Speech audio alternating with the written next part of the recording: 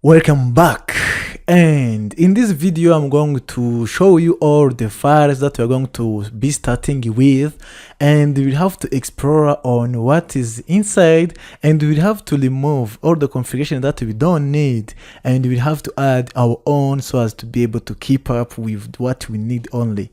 So whenever you go ahead and open, for example, this core project, you will see that there will be this starting class, and honestly we don't need this. I'm going to go ahead and delete this permanent tree by holding the shift. All right, and after deleting that, I'm going to go again to my infrastructure, and you can do the same. I'm going to hold the shift and delete permanent tree, and make sure you don't delete this project file. And after that, you can go again into the API folder, and you can see there will be a lot of files in here. But before we change anything through this, I want to learn it and ensure that it is learning as expected. And after it is learned successfully, we have to take time to explore what's in here. And the API project is the one that contains this program.cs, which is now the entry point and the only file that will learn the rest of the application. I'm going to go into my terminal in here and try to navigate to the API project, and that's where we're going to be executing the command that I'm going to show you. So I'm going to say cd API and press enter, and I'm going to say .NET watch learn and press enter and wait until it starts, and you will see the default configuration that we'll be starting with, and we will ensure that our application is working for now before we break it. I'm joking, we don't have to break our application, but we have to check every time. And voila, you can see that it was successfully opened the browser, and you can see that we'll be having this weather forecast. When you go ahead and try it out and execute, you can see that it was able to bring all these, and it was able to hit this endpoint. All right, now we ensured that our web API project is learning. I'm going to close this, and of course I'm going to interrupt this server by pressing Ctrl+C. And in this case, we have to stop the server. I'm going to clear the screen, and we're going to look into our startup files. And first of all, there will be these for app settings.development.json. I'm going to click on here, and you're going to see what to bring. You can see that it is going to tell you about the logging, and the logging we're talking about is what is going to be logged on the terminal. And in this case, it is going to be logging all the warnings only, but for deep understanding of what we are getting during the execution, I'm going to add information.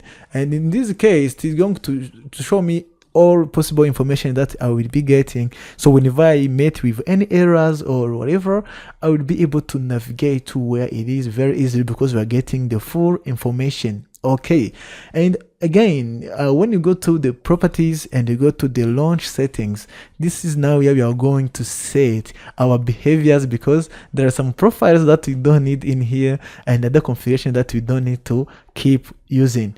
And for example, we don't need these IIS settings because we are not going to be using that. I'm going to remove these, and in the profiles there will be this for HTTP and for HTTPS. And honestly, I think we will need only the one for HTTPS, so I'm going to remove this one for HTTP, and also I'm going to be removing these too. Okay, I'm going to remove these things to let me see where it ends before I mess up. This is now where it ends, so I'm going to remove this again.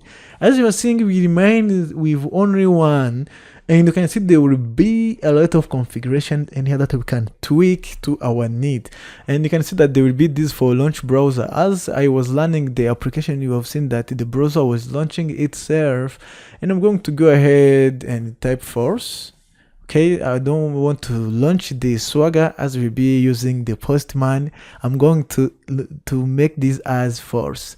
And there will be also for this application URL, I'm going to change this post to the one that I want. For example, I'm going to make this as 70,000, and I'm going to make this as 70,001.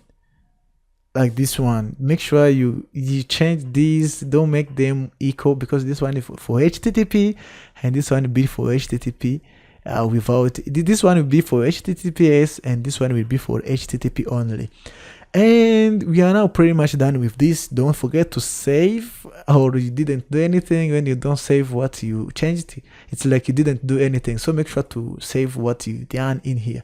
And again, you will see that we'll be having these this will be like a starting entity that will give you all of this. And I'm going to go ahead and delete this because we're going to create ours. So I'm going to delete permanently and delete. And again, in the controllers, as we were testing this weather forecast, here there was the controller that was returning all this information. I'm going to go ahead and delete this too because we don't need it. We need to create our controllers. All right, and now deleted. And in the program.cas, this is now the entry point of our application. And of course, there have to be a lot of configuration in here that will support your application to run in the smoother way.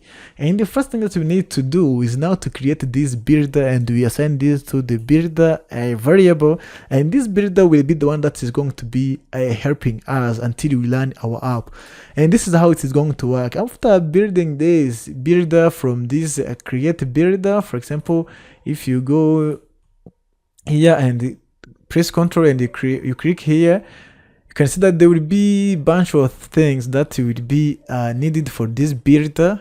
If you want, you can go and explore, but you can see that there will be a lot of things in here, and you're going to get that, all of that, by calling this builder, and you will have to call this create builder, and it's going to pass the args. After that, we are going to configure what we call dependency injection, and we're going to be injecting and configuring our services in here. You can see that we already have the one for controllers, for the endpoint API Explorer, and this for Swagger. Even though we are not going to be using it, I'm going to leave it. And also we are going to call again the builder, and we're going to call the function for build. And after that, we're going to add what we call middlewares, and the middlewares that we're going to be using will be in here. And also, after we are done with making all of the configuration above, we're going to go ahead and run our application on where we'll be calling app.run. Alright, I hope this makes sense. In the next video, I'm going to be showing you on how to create the entities that we will be needing while we are going to develop our application. As I told you in the introduction video, I'm going to show you how you can make the API for a simple e-commerce website, or how you can create the web API for e-commerce or any other sort of online store stuffs. I'm going to go ahead and do that in the next video, so see you there.